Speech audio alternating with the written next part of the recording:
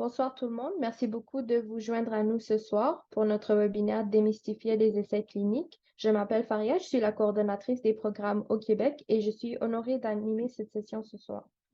Je suis très heureuse que vous vous joigniez à nous pour approfondir certaines des idées fausses qui entourent les essais cliniques et pour entendre un témoignage de première main sur ce que c'est euh, de faire partie d'une essai clinique, en fait.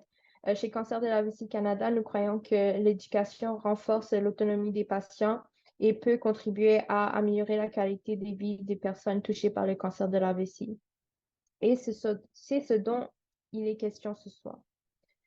Donc, avant d'entrer dans le vif du sujet, un peu de ménage. Donc, j'aimerais juste vous rappeler que le contenu des webinaires est destiné uniquement à l'échange d'informations et ne doit pas être considéré comme un avis médical. Demandez toujours à votre médecin et ou à votre urologue ce qui vous convient le mieux.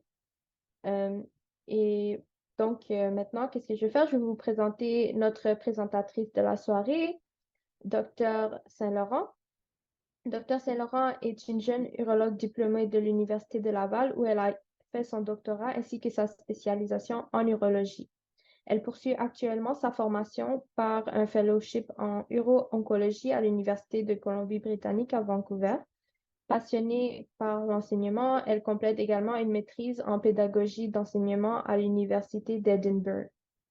Je vous remercie de nous avoir accordé votre temps ce soir et je passe la parole à Dr. Saint-Laurent. Donc, voilà. Donc, la présentation ce soir, c'est vraiment dans le but de démystifier les essais cliniques. L'auditoire, vraiment qu'on espère atteindre d'ici, les patients qui ont un cancer de vessie et leur famille et toutes les personnes qui peuvent, que ça pourrait toucher. Donc, le but de la présentation, je vais parler un peu de qu'est-ce que c'est un essai clinique, c'est quoi le fonctionnement qu'on peut s'attendre. À travers tout ça, je vais partager quelques exemples et partage d'expérience. Comme on l'a dit, M. Genroux va nous partager un peu son expérience à lui.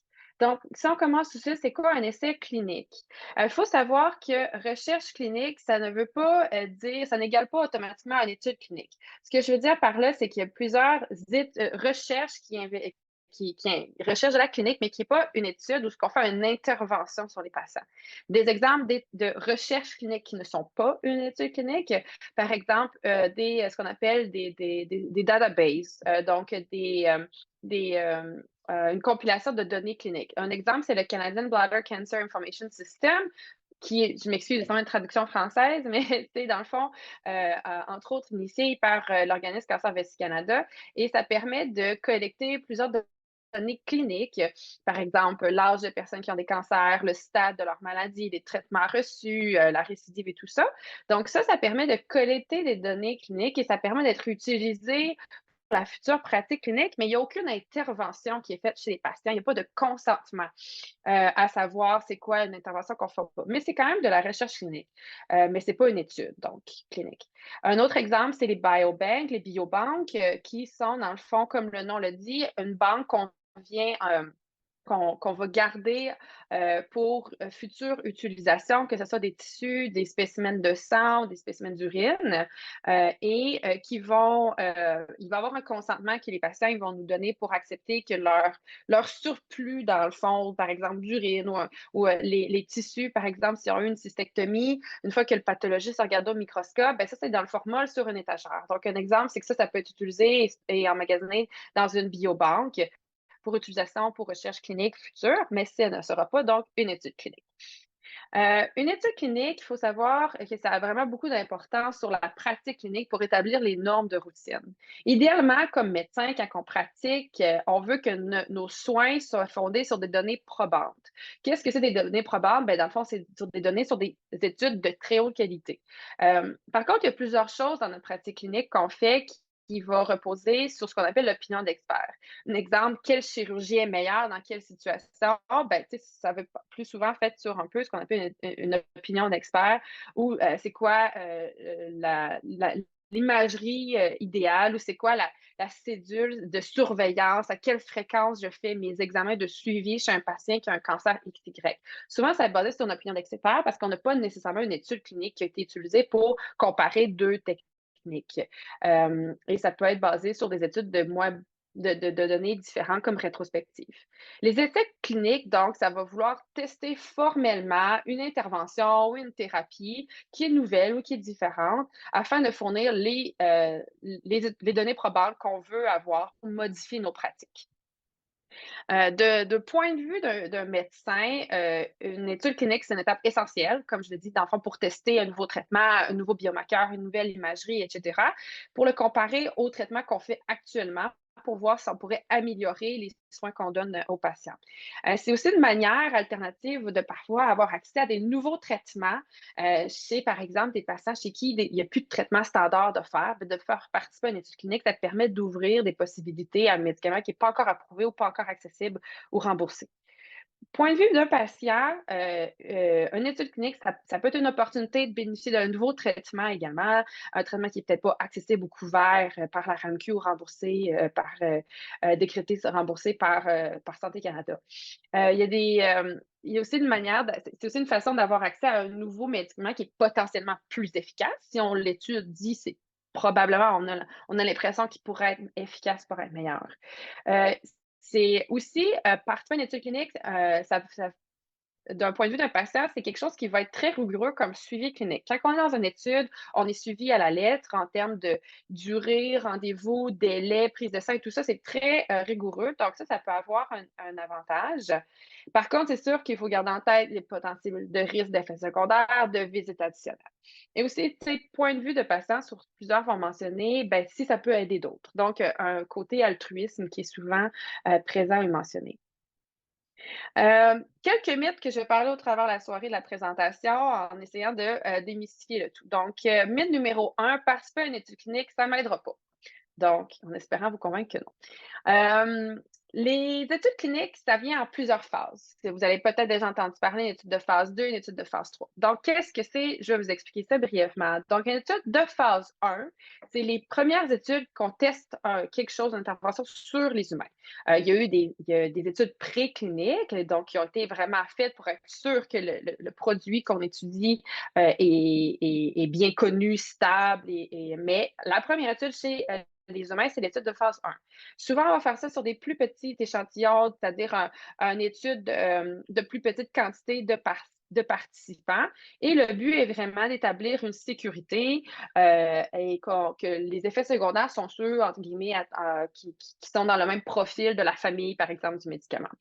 Donc, ça permet d'étudier la sécurité et ça va être aussi une première étude pour tenter de voir la dose idéale. Ça prend-tu 10 mg, 20 mg, etc. Une étude de phase 2, c'est souvent utilisé pour encore plus étudier la sécurité des médicaments, par exemple, et c'est aussi pour voir les premières habilités à avoir une efficacité, dans le fond, de confirmer si ça fonctionne. Si une étude de phase 2 complètement négative, qu'on ne voit pas davantage, souvent, ça va se terminer là. Si on a vu un avantage qui est présent en étude de phase 2, ben là, on va aller en étude de phase 3, puis qui est vraiment l'étude qui va être définitif pour confirmer que l'efficacité ainsi que la sécurité permet de dire que c'est meilleur que ce qu'on faisait autrement, que le standard usuel autrement. Et ça va donc changer la pratique courante ou non. Finalement, une étude de phase 4, ça existe. C'est souvent après les approbations, une fois que les autres études ont été faites, que ça a été approuvé par Santé Canada, par exemple, ou par le FDA aux États-Unis, dépendamment d'où on habite, dans le fond, et ça va être une preuve concrète souvent pour étudier certaines choses. Par exemple, des fois, ça peut être pour voir l'acceptabilité, la qualité de vie, les impacts, des choses comme ça qui peuvent être faites une fois que, dans le fond, le produit est déjà, entre guillemets, mis sur le marché. Des exemples ici un peu plus complets de quoi ça pourrait ressembler. Donc, une étude de phase 1. Des exemples, dans le fond, pour une étude de phase 1, c'est un nouveau médicament. On sait qu'il y a de nouveaux médicaments qui sont disponibles qui spécifiquement impactent, dans le fond, les tumeurs qui ont des capacités de fuir le système immunitaire. Donc, ça, c'est de l'immunothérapie. Un exemple, c'est l'atezolizumab. Ce médicament-là, il pourrait être particulièrement efficace dans le cancer de vessie parce qu'on le sait que le cancer de vessie est assez immunogène. Donc, c'est comme un principe de base qu'on dit, ben, ça pourrait être utile chez cette population-là. Et il y a quelques petites études qu'on voit sur le cancer de vessie avancé que ça a été étudié. Donc, le médicament, il est testé dans d'autres types de cancers et on va le tester dans le cancer de la vessie. Et on va souvent commencer dans les stades les plus avancés chez des patients qui ont progressé avec les autres lignes de traitement et qui sont rendus limités dans leurs options. Grâce à cette étude-là, ben, ça leur montrait que le taux de réponse était très élevé et très durable dans des patients qui avaient souvent pas d'autres alternatives et qui ont participé à cette étude de phase 1. Et ça, donc, on voit de cette publication-là, ça l'a mené au début de l'ère de l'immunothérapie en cancer de la vessie avancée métastatique. Donc, une étude de phase 1 est très importante, dans le fond, c'est de pouvoir introduire un nouvel, par exemple ici, traitement comme l'immunothérapie ou atezolizumab. Une étude de phase 2, donc un autre exemple, pour les patients qui ont un cancer de vessie non infiltrant. L'abréviation anglaise, c'est NMIBC. Je m'excuse, c'est comme court, là, mais ça veut dire les cancers de vessie non infiltrant le muscle. Les patients qui ont ces cancers-là sont traités avec BCG, mais si ça récidive au BCG, le traitement usuel recommandé, c'est la cystectomie, l'ablation de la vessie. Par contre, il y a beaucoup de patients qui vont la refuser en raison de risques d'effets secondaires ou qui ne sont pas des candidats chirurgicaux. Donc, chez ces patients-là, si on veut étudier un nouveau traitement, ben, à quoi qu'on va le comparer? C'est toujours ça la question qu'on va se dire. Il n'y a pas à l'heure actuelle de standard approuvé qui va dire que la recommandation numéro 1, c'est le médicament XY. Ça n'existe pas. Donc, dans ces cas-là, comment est-ce qu'on fait une étude pour pouvoir étudier ça? On n'a pas de comparant de médicaments qui va être dans notre groupe contrôle. Donc, ce qu'on doit faire, c'est qu'on fait une étude de phase 2 avec un seul groupe et on va comparer le résultat, par exemple, la durée sans récidive. On va comparer cette durée-là à nos données historiques de traitement standard. Ça veut dire que dans une étude de phase 2, dans cette situation-là, tous les patients ils seraient soumis au même traitement, c'est-à-dire, par exemple, ils ont du carcinome in situ. On le sait qu'il n'y a pas, si on ne fait rien, il n'y a pas rien qui va l'éradiquer. La chirurgie n'est pas, le RTUTV, la restriction transurétrale de tumeur de vessie n'est pas suffisant. Donc, les personnes vont être traitées avec le nouveau traitement à l'étude. Et comment qu'on va évaluer ça? Ben, si on détermine qu'il y a une proportion établie qui vont avoir une durée de réponse de 12 mois avec une toxicité acceptable, on va dire que l'étude va être positive. Une étude de phase 3, un exemple, dans le contexte de cancer de vessie métastatique, le traitement standard encore au Canada aujourd'hui, mais jusqu'à tout récemment, les patients qui ont un cancer de vessie métastatique, depuis plus de 20 ans, c'est le traitement de chimiothérapie. En première ligne, c'est ça qu'ils reçoivent. En deuxième ligne, c'est de l'immunothérapie. Et en troisième ligne, c'est l'enfortumab vedotin. Une étude de phase 3 qui a été tout récemment présentée il y a à peu près un mois, c'est l'étude V302. Donc, ici, c'est un exemple visuellement que vous pouvez voir. C'est quoi? Ça ressemble à une étude de phase 3. Désolée, c'est en anglais, c'est trop récent, là, ça n'a pas été publié encore.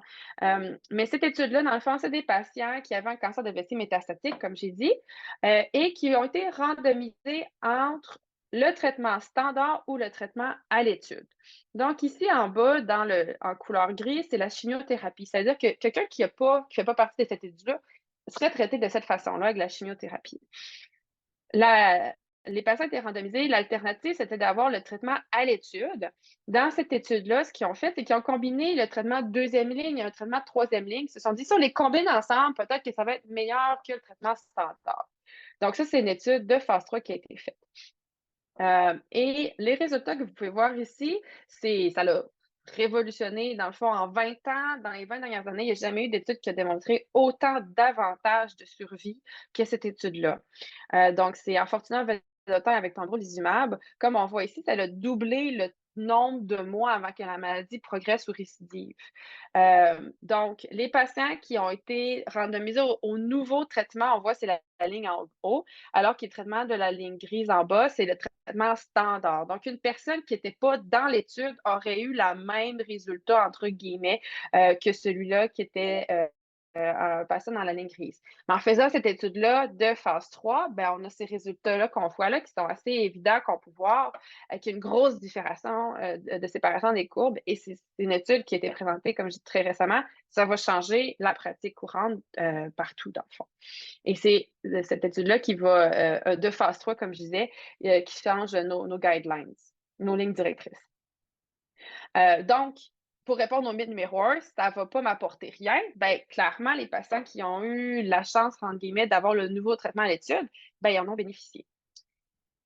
Mythe numéro 2, mon médecin va me traiter comme un guinea pig, ou un cobaye en français. Bon, ben non, dans le fond, mais pourquoi? Donc, il faut savoir que la séquence typique à travers lequel un médicament va passer à travers le spectrum, excusez, à travers les différents niveaux des études cliniques, ça va dépendre aussi du spectrum de la maladie. C'est-à-dire qu'un nouveau médicament qui n'a jamais testé chez l'homme, donc une étude de phase 1, on va le tester chez des patients qui autrement, en général, n'auront pas d'alternative. C'est-à-dire qu'ils ont essayé, puis malheureusement, leur maladie a progressé et on est rendu au bout de nos options usuelles. Donc, ça, c'est un exemple qu'on va faire une première étude de phase 1 parce que ces patients-là, ben, on veut leur donner accès à quelque chose qu'on pense qui va permettre un progrès de la médecine et qui vont permettre d'avoir un avantage contre leur maladie. Donc, dans cette étude de phase 1, on va démontrer l'efficacité et l'innocuité du nouveau médicament, comme je disais, dans le fond, chez ceux qui, autrement, qui n'auraient pas d'alternative. Une fois qu'on a vu que ça fonctionnait chez ceux, par exemple, qui n'avaient pas d'autre alternative et que ça le montrait un avantage, ben, on va essayer d'avoir ce médicament-là plus tôt dans le spectrum de la maladie. Peut-être que ça va permettre d'avoir un impact encore meilleur. Donc, c'est comme ça qu'on change, qu'on fait une étude, par exemple, de phase 2, où le traitement, il va être, par exemple, offert et comparé à une ligne plus tôt dans la maladie. Si ça a été efficace dans le cas d'un cancer métastatique, par exemple, ben, on peut le tester dans un contexte de cancer non métastatique, mais qui envahit la vessie, envahit le muscle. Par exemple, dans le cas du cancer de vessie, ça serait de dire est-ce que si je le donne en même temps, avant ou après ma chirurgie, est-ce que ça permet de diminuer les risques de récidive? Ça serait un exemple de comment le médicament y évoluerait. Et finalement, ben, on pourrait également le tester, par exemple, ce médicament-là. Si encore là, ça a démontré que ça fait des énormes avantages, ben, on pourrait l'essayer chez des patients qui ont un cancer de vessie non infiltrant mais qui est chic au BCG. Chez ces patients-là qui voudraient, par exemple, ne pas avoir la cystectomie, ben, c'est comme ça qu'on pourrait aller faire une étude dans ce contexte-là. Donc, ici, exemple, le spectrum de la maladie, cancer de vessie métastatique, première, deuxième, énième ligne, cancer de vessie envahissant le muscle ou non envahissant. Mais si on commence une autre thérapie dans une Xème ligne et que c'est efficace, ben, on va l'essayer un peu plus tôt dans la maladie parce que si c'est révolutionnaire, ben, pourquoi ça serait pas mieux de l'essayer plus tôt? Mais il faut y aller stepwise pour démontrer l'efficacité parce que chez des patients qui par exemple, peut avoir une chirurgie sans autre traitement, ben, on ne va pas essayer un nouveau produit qu'on n'a pas essayé autrement. Donc, c'est un peu la logique. Euh, étude de, excusez, mythe numéro 3, dans le fond, les études cliniques, ce sont que pour les patients vraiment malades. Ben, encore là, c'est faux. Pourquoi? C'est que les études cliniques, c'est à différents niveaux, comme vous avez pu le voir dans la slide juste avant. Mais il y a aussi des études cliniques que ce n'est pas juste pour des médicaments. Par exemple, avoir une étude clinique chirurgicale, c'est-à-dire qu'on va tester la chirurgie A versus la chirurgie B pour voir laquelle qui est la meilleure. On a aussi des études cliniques en radiothérapie, par exemple, établir c'est quoi la meilleure dose, c'est quoi la cédule qui est la meilleure, est-ce qu'on ajoute un médicament avec, est-ce que c'est plus efficace? Il y a aussi des études de biomarqueurs, c'est-à-dire si je fais une prise de sang qui est capable de détecter des cellules de tumeurs dans mon sang, si je l'utilise pour changer, par exemple, mon suivi ou est-ce que je traite différemment avec le cancer, ben, ça serait une étude de biomarqueurs. Donc, un groupe A qui est traité avec la norme usuelle et le groupe B, ben, on fait la biomarqueur avec, par exemple, comme je disais, une prise de sang, puis on traite le patient en fonction des résultats. Donc, il y a différents types d'études qui c'est pas juste les patients très malades. Comme vous pouvez voir ici, c'est des patients qui sont capables de recevoir des traitements usuels. Un exemple d'étude chirurgicale, c'est l'étude SWOG S1011. C'est une étude pour la cystectomie radicale qui a étudié, voir si on faisait l'ablation des ganglions de façon standard versus étendue, est-ce qu'il y avait une différence. La raison est que on avait l'impression que si on faisait une dissection ganglionnaire plus étendue, que c'était mieux pour les patients à risque, qu'il y avait un avantage, là, moins de récidive du cancer. Par contre, c'était basé sur des études de plus faible qualité et vraiment rétrospectives.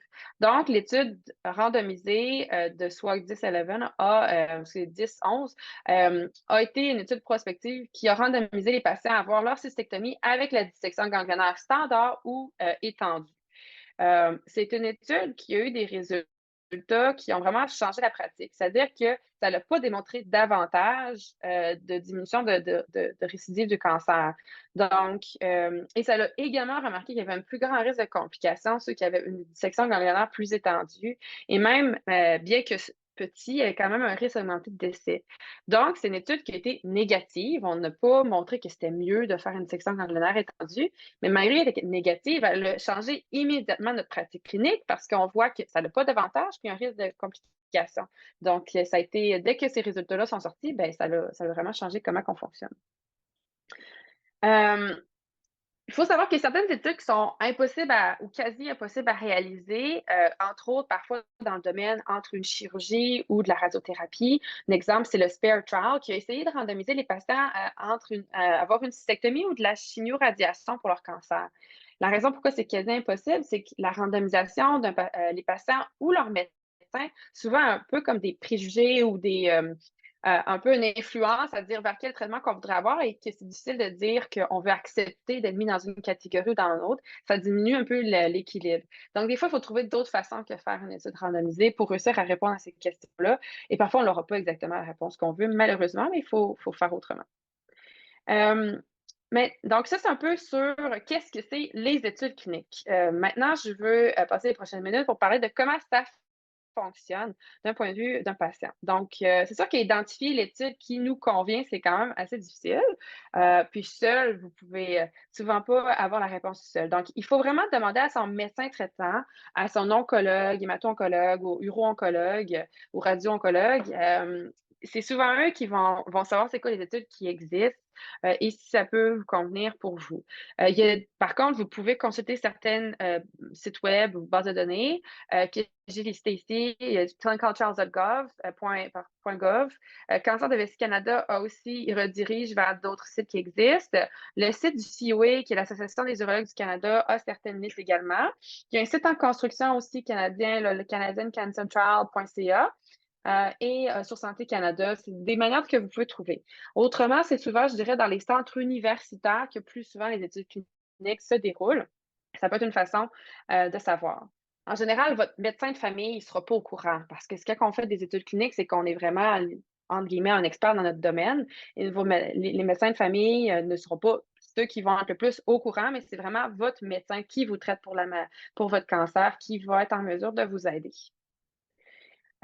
Comment ça fonctionne réalistement pour être débuté dans une étude clinique? Ça commence par un dépistage, c'est-à-dire chaque étude définit des critères d'inclusion et d'exclusion. Par exemple, il faut être un adulte, il faut être capable, il faut avoir la maladie XY, il faut avoir ci ou ça, des prises de sang qui montrent qu'on n'a pas, je ne sais pas, d'insuffisance rénale de degré XY. Donc, il y a certains critères qu'il faut passer à travers la liste. Ça peut prendre un certain temps pour être sûr qu'on est capable de remplir les critères établis de l'étude. Ensuite, il faut un consentement éclairé. C'est-à-dire qu'il faut qu'on se fasse expliquer c'est quoi l'étude, c'est quoi les alternatives, c'est quoi les risques, c'est quoi les avantages, que c'est quelque chose que c'est nous qui prenons la décision de le faire. Qu'on peut décider de se retirer de l'étude à n'importe quel moment. Donc, ça fait partie des choses qu'il faut signer le consentement et qu'on prend le temps d'y penser. On apporte la feuille, le paquet de feuilles de papier dans lequel les informations nous ont été données, le consentement, et on ramène ça à la maison, on réfléchit, on parle avec notre entourage qui sont proches de nous, que ça peut nous aider à prendre la décision, puis on décide de participer ou pas. Ensuite, pour les études randomisées, il peut y avoir une phase de randomisation. Ce n'est pas toutes les études qui sont randomisées, mais certaines le sont. Donc là, ça va être une fois, on va savoir c'est quoi le traitement qui va nous être attribué. Et on commence l'étude. On reçoit le traitement XY. Pendant l'étude, il y a un suivi étroit pour s'assurer de l'efficacité, par exemple, pour voir des prises de sang, pour voir ou des scans, pour dire que le traitement, le cancer, il diminue ou que ça fonctionne. Il y a aussi un suivi étroit pour s'assurer qu'il n'y a pas d'effet secondaire. Donc, on va vous demander comment ça va, y a-t-il des nausées, y a-t-il ci ou ça. Et des prises de sang, par exemple, pour s'assurer qu'il n'y a pas de toxicité, par exemple, d'anémie qui est causée par le médicament, par exemple. Et éventuellement, l'étude a fini.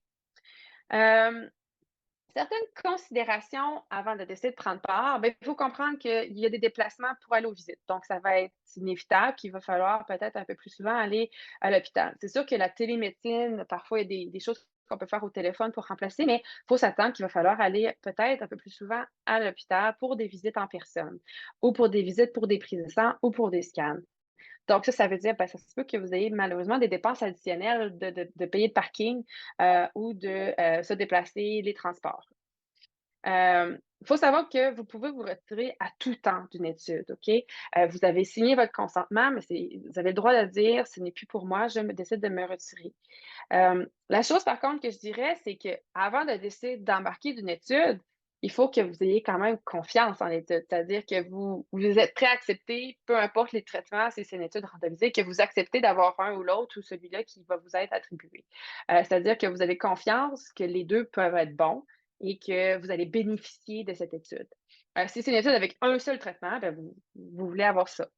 Euh, mais ça n'empêche pas que vous pouvez sortir à tout moment. C'est simplement que je veux dire, c'est important de réfléchir avant. Euh, Autre chose à considérer, c'est on appelle le service de conciergerie. C'est pas les termes qu'on utilise nécessairement, mais je trouve que ça représente bien c'est quoi? Un service de conciergerie, comme on va à l'hôtel et tout est organisé. On a quelqu'un qui va faire notre réservation à l'hôtel, qui va appeler le taxi, il va tout nous organiser ça. Dans une étude clinique, on a à peu près ça. C'est-à-dire qu'il va y avoir souvent un assistant de recherche, une infirmière de recherche, par exemple, qui va s'organiser, puis que ça peut être très intéressant, entre guillemets, parce qu'ils vont s'assurer que vos rendez-vous sont pris, que vos prises de sang, que vos scans, que tout ça va être organisé. Donc ça peut être quand même un avantage parce que ça fait qu'on se sent vraiment prise en charge et suivi de proche. Et finalement, ben, il faut savoir que la confidentialité, ça va être respecté en tout temps. C'est-à-dire que oui, on collecte toutes vos informations personnelles, mais éventuellement, au moment qu'on va faire l'analyse, toutes les informations, votre nom, votre date de naissance, il n'y aura pas de choses qui vont permettre de vous identifier. On va uniquement, vous allez être le patient numéro X, numéro 4, puis on ne saura pas c'est avec qui. Les données vont être comptabilisées de façon clinique, mais la confidentialité va demeurer. Petite note sur placebo versus et l'aveuglement. Ce que ça veut dire, c'est qu'il y a des études de phase 3, parfois, on peut avoir un traitement qui inclut un placebo ou on peut avoir un traitement qu'on ne sait pas c'est lequel qu'on va avoir. On a une injection intraveineuse, par exemple, on ne sait pas c'est lequel produit A ou produit B qu'on reçoit. La raison pourquoi, c'est que si on savait c'est quoi le traitement qu'on recevrait, nous ou notre docteur, ben peut-être qu'on changerait qu'on serait biaisé. On dira: «Ah ouais, vous avez tel effet secondaire, hein?» Puis là, ben oui, je pense que oui, parce qu'on pense que ce effet secondaire-là vient avec le traitement A. Mais quand sachant pas c'est quoi qu'on va avoir, ben ça va enlever tous ces biais-là qu'on pourrait avoir.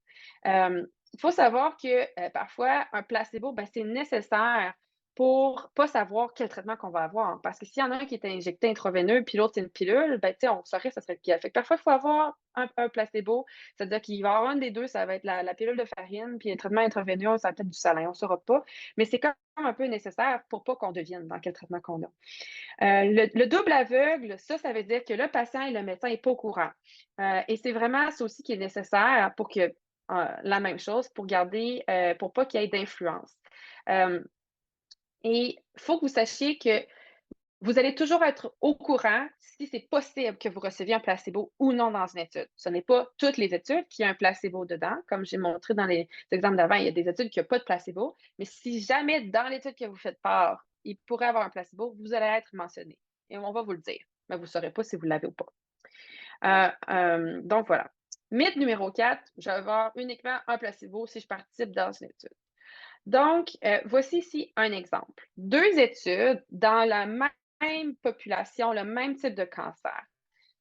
Sur l'étude de gauche, c'était le traitement d'atezolizumab versus l'observation. Ça veut dire que le groupe A avait le nouveau traitement, le groupe B avait aucun traitement. Parce que dans le spectrum de cette maladie-là, le standard, c'était qu'on faisait de l'observation. C'est-à-dire qu'on faisait un scan aux 6 mois, par exemple. Il n'y avait pas de traitement. Donc là, on veut voir si je donne le traitement, ça va-tu être mieux? Donc ça, c'est l'étude numéro A. Vous pouvez voir les Invigor 10, dans le fond. Vous pouvez voir ici, il n'y a pas de différence. Les 2 lignes, c'est les mêmes. Fait qu'on n'a pas démontré que le traitement était meilleur. L'étude CheckMate 274, c'est le même genre le même spectrum de la maladie.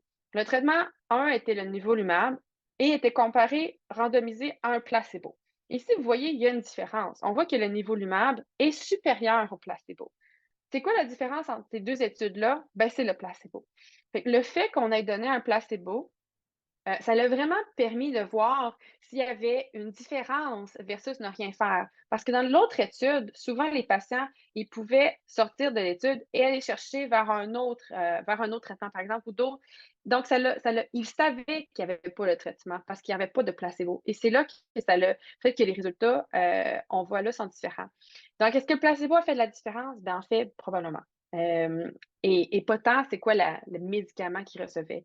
Ici, un exemple que j'ai surligné. Donc, il y avait 6 mois de différence qu'on voit qui est supérieur en termes de survie sans récidive dans le groupe contrôle. Ça veut dire que le fait d'avoir eu le placebo, c'était moins bon, mais on n'a pas nécessairement nuit aux patients. C'est juste que les autres patients dans l'étude savaient qu'ils ne recevaient pas le nouveau traitement, alors ont pu décider de quitter l'étude potentiellement.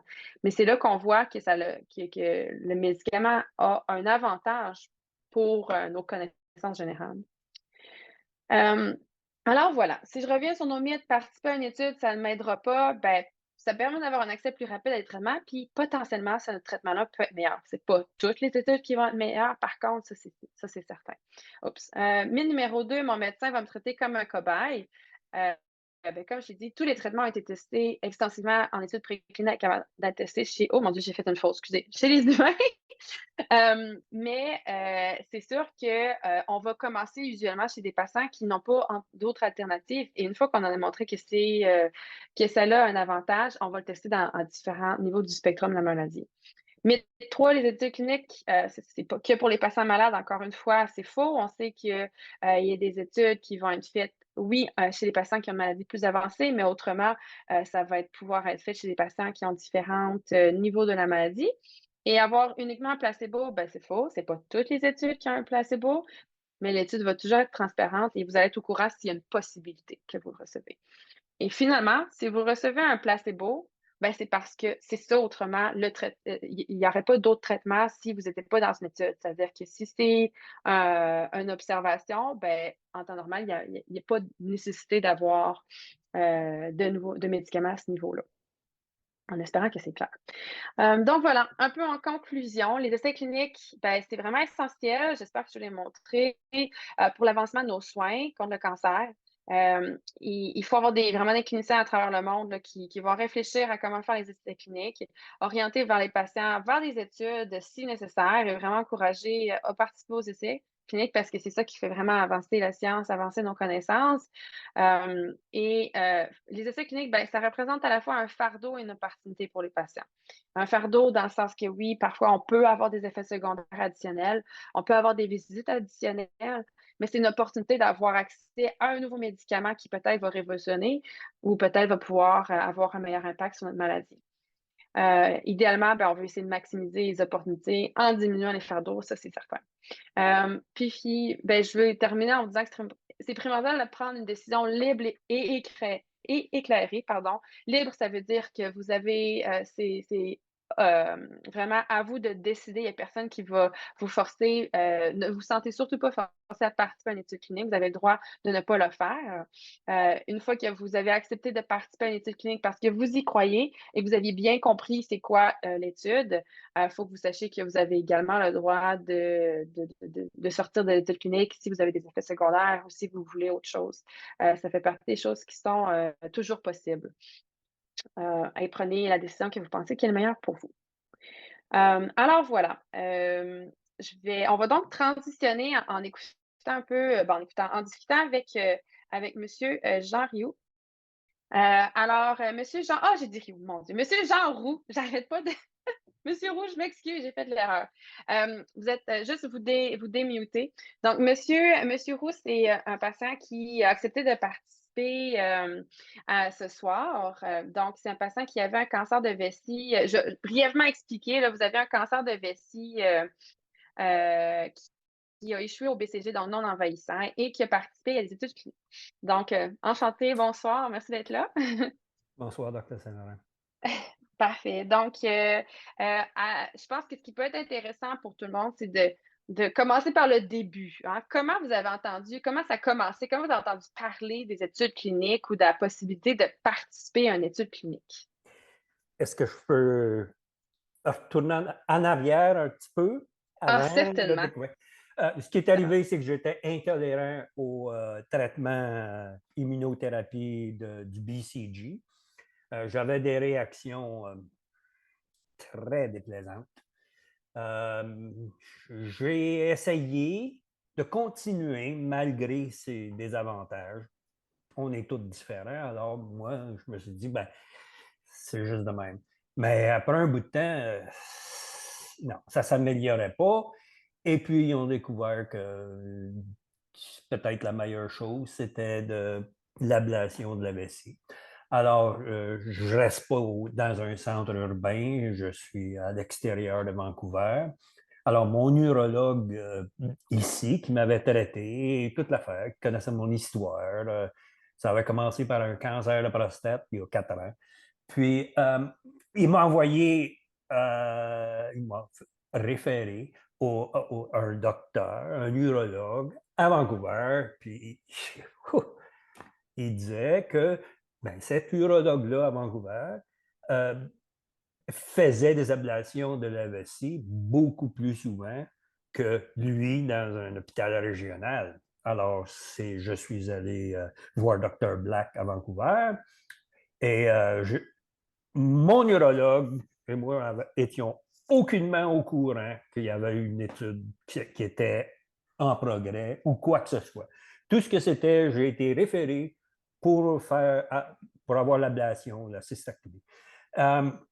C'est un coup rendu là que ils ont commencé à regarder, puis moi, je ne savais pas ce qu'ils cherchaient. Les autres, ben, ils ne cherchaient pas des cobayes parce que je n'étais pas un cobaye. Ils voulaient avoir des patients qui répondaient à des certaines normes établies qu'ils avaient mis, qui avaient des critères, il y avait toutes sortes de choses.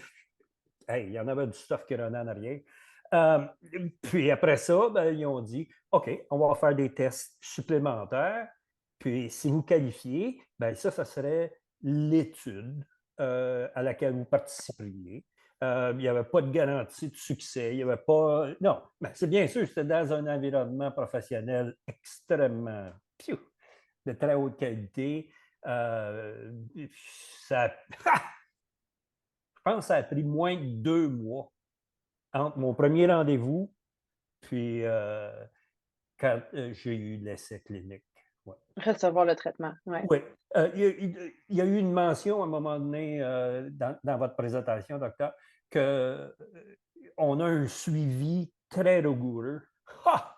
Boy! La personne qui était en charge de mon cas, boy, j'avais pas de chance de. Elle était sur mon cas tout le temps. À tous les rendez-vous, c'est elle qui planifiait tout. Il y avait un agenda ou un horaire qu'il fallait suivre pour les 6 prochains mois. C'était après un mois qu'il fallait faire un test. Il y avait une fenêtre de 2 jours. Pas 3, 4, 2 jours. Alors, ça m'a mis en plus de confiance de wow, c'est vraiment rigoureux. Puis, ben, c'est ça. C'est comme ça que je l'ai appris. Ouais. Super, super intéressant. Fait que dans le fond, c'est ça, en étant référé plus vers le centre universitaire ou Dr. Black, ben, en rencontrant Dr. Black, qui était, ça donnait à être celui-là qui vous a proposé l'étude, en mentionnant les différentes options, mais je comprends que Oui. l'étude de laquelle vous avez participé permettait d'avoir un traitement alternatif à avoir la chirurgie, de l'ablation de la vessie dans votre contexte. Oui, il y avait quelques petites choses. Ben, j'ai déjà eu le cancer il y a 15 ans.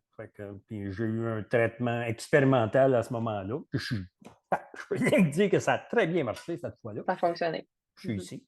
Je ne voulais pas avoir de chimiothérapie. Je ne voulais pas avoir de radiation. Je ne voulais pas avoir. Puis là, j'étais rendu au mur où ben, le traitement d'immunothérapie ne fonctionnait pas. Alors, c'est l'ablation de la vessie. Puis, Dr. Black m'a présenté une option qui était autre que les traitements traditionnel. Mhm. Traditionnel.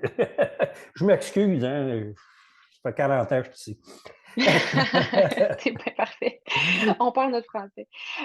Grosso modo, comment ça a été votre expérience? Vous l'avez déjà mentionné, vous sentiez quand même être assez bien encadré, mais l'expérience, est-ce que c'était quelque chose qu'on regarde positif? C'est-tu des hauts, des bas? Est-ce qu'il y a des points positifs que vous diriez de plus ou négatifs qui méritent d'être mentionnés ou soulignés? Euh, ben, premièrement, tous ceux qui ont eu le cancer le savent. Quand tu te le fais dire, la vie bascule ce moment-là. Pas moi. Moi, je suis du genre granola. J'ai commencé à faire mon pain dans les années 70 puis tout ça. Tu sais, bien sûr, je bois du vin rouge, là, mais je suis pas mal en forme pour un gars de quasiment 70 ans. J'étais actif, puis tout ça. Quand tu te fais dire que tu as le cancer, encore une fois, ben là, ça te fait réfléchir un peu. Ça fait vraiment réfléchir. Alors, il y a un niveau d'anxiété. Tu suis un traitement, qui était dans mon cas le BCG. Les réactions étaient pas mal plus. Même mon neurologue trouvait que je réagissais pas mal. Mhm. Pas émotionnellement, là, mais physiquement. J'avais des symptômes assez désagréables. Euh, c'est assez stressant, ça. Puis après ça, après une période de temps, ben là, quand ils ont découvert que ça ne fonctionnait pas, tu es dans une zone, on est tous dans une zone là, d'incertitude. Moi, je suis prêt à prendre des risques calculés. Mais l'incertitude, quand tu ne sais pas ce qui se passe, tu es dans un brouillard. Alors, ça, c'est Mhm. difficile. Alors, quand il y a quelque chose qui peut se pointer en avant de toi comme une option, quoi que ce soit, ça vaut la peine de considérer. Alors, c'est comme ça que ça s'est passé, les rendez-vous que j'ai eus là, avant Mhm. qu'il y ait le traitement euh, expérimental, que, ben, c'est ça. Je me suis dit, puis en plus de ça, ça peut donner une chance d'avoir un traitement alternatif pour les autres. Parce que moi, ma vie achève, là. Hein? Mais pour les autres, pour les prochains 20, 30, 40 ans, euh, les autres vont peut-être avoir une chance d'avoir un meilleur traitement, moins invasif que se faire enlever la vessie, puis toute la babelle, puis le sac, puis tout ça. Puis... Mhm. Alors, je gardais ça en tête. Je me suis dit, ben, vas-y donc. Ouais.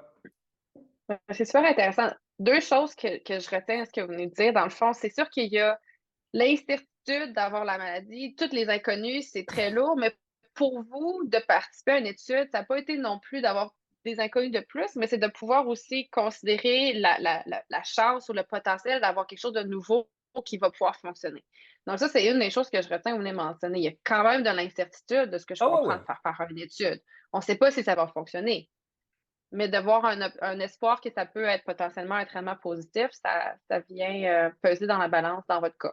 positif pour moi. Comme j'ai mentionné, la radiothérapie et tout ça, la chimiothérapie, ça ne m'intéressait pas. J'avais même Ça ne vous averti convenait mes pas. enfants euh, après 10 ans, après mon premier, ma première, mon premier rendez-vous avec le cancer, j'ai dit à mes enfants, quand il va revenir, je ne veux rien savoir.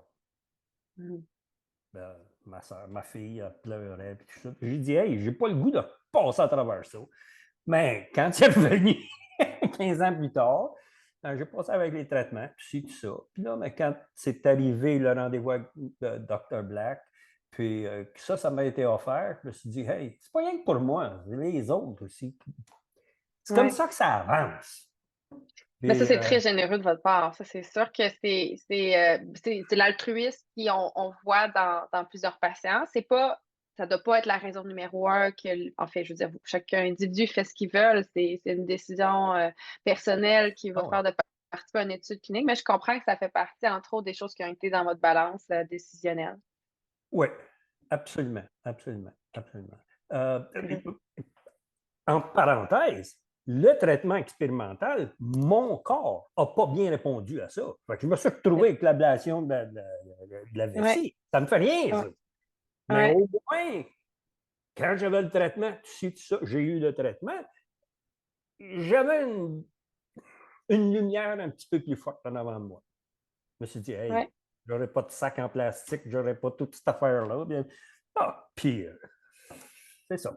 Ouais. J'ai pris la chance, puis mon corps n'a pas réagi de la bonne Ouais. façon. Puis après ça, ben, on a passé à Mm. autre chose. Ben ouais. Fait que, tu sais, c'est intéressant de vous avoir ici ce soir parce qu'on aurait pu prendre un patient de l'étude que j'ai montrée qui a doublé l'espérance de vie, puis qui a des résultats magiques, puis tu sais, on va vendre, je sais pas c'est quoi de toute façon, juste vendre du rose, mais effectivement, il y a certaines études chez qui ça fonctionne pas. Vous en êtes un exemple. L'étude pour vous, ça n'a pas fonctionné. Le nouveau traitement, l'étude en tant que telle, ses résultats, ils restent à publier. Peut-être que ça va fonctionner chez certaines personnes, mais dans votre cas à vous, ça n'a pas fonctionné. Mais malgré tout, je retiens que vous avez quand même eu une expérience que si c'était à refaire, le referiez-vous? Bon, c'est sûr que si on sait que ça ne Absolument. fonctionne pas, mais ouais. Ça n'a rien à voir. Non, le Ouais. résultat, je suis habitué au risque. Le risque, c'est dans la tête. Ça change tout le temps. Ça dépend de ton expérience personnelle, de ton historique, de ton caractère. Puis, un risque calculé, du moment que j'étais sûr que le traitement n'était pas pour me tuer, j'exagère bien sûr, mais Ouais. qui était Ouais, pour ouais. empirer d'autres choses, il y aurait eu de la toxicité ou quoi que ce soit, ben là, ça aurait été un risque que je n'aurais même pas pris. Mhm. Par exemple, je fais de la moto depuis les années 70. Moi, j'avais un casque avant que c'était obligatoire. J'avais mes lumières sur ma moto tout le temps. Je me suis toujours promené avec un sou de protection. Puis j'ai eu des mésaventures en moto. J'ai fait beaucoup de millage. Mais le risque était calculé. Oui, je comprends. C'est sûr que participer à une étude clinique, il n'y aura jamais de garantie. On ne peut Ah non, jamais garantir que le traitement va fonctionner, puis on ne peut jamais garantir que les effets secondaires, tu sais, de minimum jusqu'à mortalité, on ne peut jamais garantir qu'il n'y a rien qui va arriver. Mais comme je vous ai mentionné, les études sont vraiment faites de façon progressive, stepwise, dans quel spectrum la maladie qu'on fait, pour confirmer vraiment la sécurité. Puis dans toutes les études cliniques, ça, je ne l'ai pas mentionné, mais il y a toujours beaucoup de autorités qui régulent, excusez le terme en français, là, qui vont inspecter, qui vont s'assurer les normes de comment on pratique nos études cliniques pour s'assurer que la priorité numéro un, c'est la sécurité des patients. C'est pour ça que les premières études, c'est pas pour démontrer l'efficacité, c'est pour démontrer une sécurité. Je vois le temps qui passe. Dernier mot, dernier commentaire, peut-être, M. Roux. Est-ce que c'est en terminant, est-ce qu'il y a quelque chose que vous auriez aimé savoir avant de commencer? Est-ce qu'il y a quelque chose que si vous étiez un patient qui écoute cette présentation-là, que vous auriez aimé savoir avant? Ou que vous vous dites avoir su telle chose différente ou c'est juste de participer? je ne regrette jamais ce que j'ai fait. Fait que je ne suis pas pour regretter parce que ça n'a pas marché. Non, L'ablation non, a c'est été pas de un an plus regretter, tard. Non, mais de non, savoir. vraiment pas. Vraiment pas. Si il y a des patients qui en doutent, je suis un peu une personne autonome, très autonome. Alors, je n'ai pas cherché d'autres patients qui l'avaient déjà eu ou qui avaient été dans des études cliniques de la même famille que celle-ci. Euh, je faisais confiance aux professionnels avec qui je faisais affaire. Okay? Moi, ça y est, c'était ça qui est important. Le système de santé canadien, comme vous avez mentionné, hey, vous êtes encadré pas à peu près. Fait que j'ai fait confiance que si ça m'est offert, ça a déjà passé à travers tout un paquet de règles, De vous le savez surveillance, plus que moi, etc. de Ouais, ouais, surveillance, de ouais. Il y en a guidelines. des étapes. Ouais. C'est ça, c'est ça, c'est ça. Ouais, à ce niveau-là, j'étais. Mettons que si ça avait été aux Philippines, dans le jungle, ça aurait été un peu différent. Vous savez ce que je veux dire ici? Ouais, ouais, ouais, ouais. Mais ici, je me sentais complètement à l'aise, sans pression, sans rien, rien, rien, rien. S'il y a des gens qui ont cette offre ou quoi que ce soit, ils peuvent toujours vous contacter ou contacter qui a fait ça, puis rentrer en contact avec moi. Je ne suis pas un vendeur d'études ou de rien de ça. Ben, c'est ça. Ben, merci d'avoir partagé vraiment votre expérience. C'est toujours intéressant d'avoir quelqu'un qui a passé à travers ça. Hein. c'est sûr, des alternatives comme Cancer Vessie Canada, il y a beaucoup de groupes de support de patients qui permettent parfois de rejoindre, si on a des questions, poser nos questions à d'autres personnes qui ont vécu la même similaire expérience. Mais je comprends dans votre cas à vous, ça a été de poser vos questions aux experts qui étaient devant vous, aux médecins, aux infirmières de recherche, par exemple. Ça a été votre façon de faire. Puis avoir Super. peur d'avoir peur, j'ai pas ça. Ben, c'est une belle mentalité que vous avez. On peut toute l'avoir, mais c'est bien. Ben, l'inconnu, comme j'ai mentionné plus tôt, c'est stressant un peu parce que c'est l'inconnu, mais je n'ai pas peur de l'inconnu. Alors, je n'ai pas eu peur de l'inconnu à cause de Ouais, ce que j'ai parfait. juste dit il y a 2 minutes. Ben, merci J'espère que ça a beaucoup. aidé, que ça va aider même si j'ai aidé un patient, ça va être parfait. Merci beaucoup, Dr. Saint-Laurent et Monsieur Roux, pour votre, toute l'information que vous avez partagée. C'est vraiment très précieux. Puis je suis sûre et certaine qu'il y aura des gens à qui ça va aider. Euh, on laisse place à des questions. Donc, si jamais vous avez des questions, vous pouvez toujours les écrire dans le chat et puis ça nous ferait plaisir d'y répondre. Donc, j'ai une question toute ici qui demande, est-ce que vous connaissez l'étude Sunrise 3?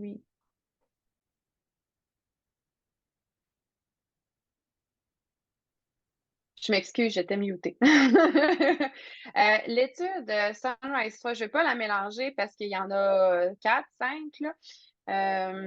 Dans le fond, les études Sunrise, c'est des études qui, pour ça je disais 1, 2, 3, je pense que la 3, c'est que ça étudie un nouveau device, un pretzel qu'on appelle, qui est en forme de pretzel. Là. C'est un dispositif qu'on va mettre dans la vessie qui va tranquillement relarguer des médicaments, dans le fond.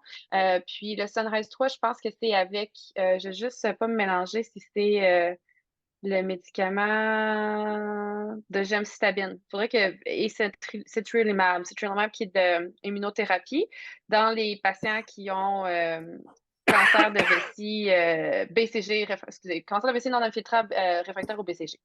Est-ce que vous aviez une question plus précise à savoir si tu es disponible à tel endroit ou juste savoir c'est quoi peut-être Nathalie Langevin? Je pense qu'elle mentionnait la question. En fait, je suis en train de me demander si j'avais des petites aides de plus à la fin que j'avais mentionnées. Euh, Je peux arrêter le partage. Voilà. ben, c'est simplement, je ne sais pas c'est quoi la question plus en détail. Ça va me faire plaisir d'en OK. parler un peu plus.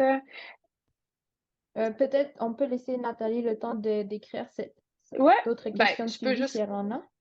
Ouais, dans le fond, Et si je ne me trompe pas, l'étude est disponible, est ouverte, pardon, l'étude, je crois qu'elle est ouverte à Montréal, Québec, Sherbrooke.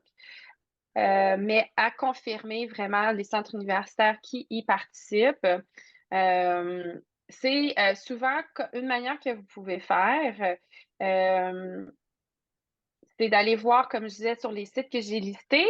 Vous pouvez toujours faire une recherche Google, par exemple, étude Sunrise 3 ou TAR 200, là, c'est le nom du produit. Et souvent, ce qui est intéressant, c'est sûr que si vous parlez anglais, c'est des fois un peu plus facile parce que si c'est des études qui sont enregistrées aux États-Unis, c'est-à-dire les études multicentriques, souvent qui sont enregistrées aux États-Unis, parce que c'est comme une autorité souvent qui est plus facile, là, mais on peut voir, dans le fond, sur ces études-là, quels centres qui sont ouverts. Fait que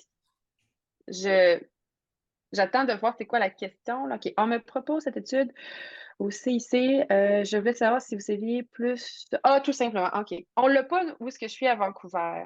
Par contre, c'est très intéressant comme étude. Je ne sais pas qui est l'uro-oncologue qui vous la propose. Je vous dirais docteur Fradel. Donc, il s'y connaît énormément.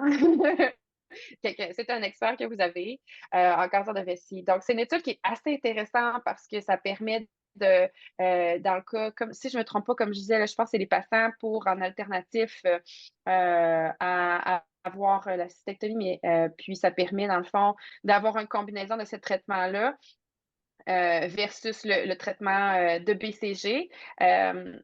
C'est quelque chose C'est exactement les exemples d'études que je mentionnais. Peut-être que ce médicament-là va être meilleur que le standard qu'on a, peut-être qu'il va être inférieur, peut-être qu'il va être pareil. On a besoin de faire l'étude pour savoir. Quand on est dans l'étude, on est extrêmement suivi. Si jamais ça ne fonctionne pas pour nous, ben on va arrêter le traitement, on va changer vers l'autre alternative. Parfait. Merci. Une autre petite question, c'est combien de temps durent la plupart des essais cliniques? Ah, c'est une bonne question. Ça va vraiment dépendre. Ça va être mentionné quand vous allez débuter l'étude clinique. On va vous le mentionner quand vous allez dans toutes les procédures qu'on va vous l'expliquer. Dans votre pamphlet, ben, c'est pas un pamphlet, là, c'est des feuilles le standard là, qui va avoir plusieurs feuilles de le consentement du patient.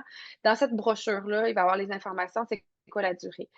Pourquoi je dis ça dépend vraiment, c'est qu'il y a certaines études qui vont être très longues. Un exemple, c'est le cancer de prostate. Le cancer de prostate, c'est une différente maladie. Puis souvent, c'est très long. La maladie est plus lente. Fait que parfois, dans le cancer de prostate, on va faire des études de 5 ans, même on va regarder des long term de 10 ans. Le cancer de vessie, ça peut être 1 an. Des fois, c'est 2 ans. Et encore une fois, ça va dépendre. C'est sûr que si votre maladie répond au traitement, ben, vous allez faire l'étude souvent en général. Vous n'avez pas d'effets secondaires, ça va bien, vous n'avez pas déménagé, vous êtes en même place, vous allez rester souvent sur l'étude toute la durée de l'étude. Si par contre le cancer est récidive ou XY, ben, vous allez comme mettre fin à l'étude pour vous, puis vous allez être traité de façon différente. Merci. Je ne vois pas d'autres questions. Si jamais vous avez des questions additionnelles, s'il vous plaît, écrivez-nous un courriel, ça nous ferait plaisir de vous aider à y répondre. Mais sinon, qu'est-ce que nous avions qui s'en vient? En hiver 2024, nous allons avoir une session sur les effets secondaires des traitements du cancer de la vessie. La session sera offerte en anglais, mais par contre, il y aura des sous-titres en français. Et si vous voulez en savoir plus sur nos programmes de soutien, des opportunités de bénévolat, nos ressources et nos événements éducatifs, vous pouvez toujours visiter notre site cancerdelaVessieCanada.org. Et en bas aussi, on a nos informations de contact si jamais vous avez des questions.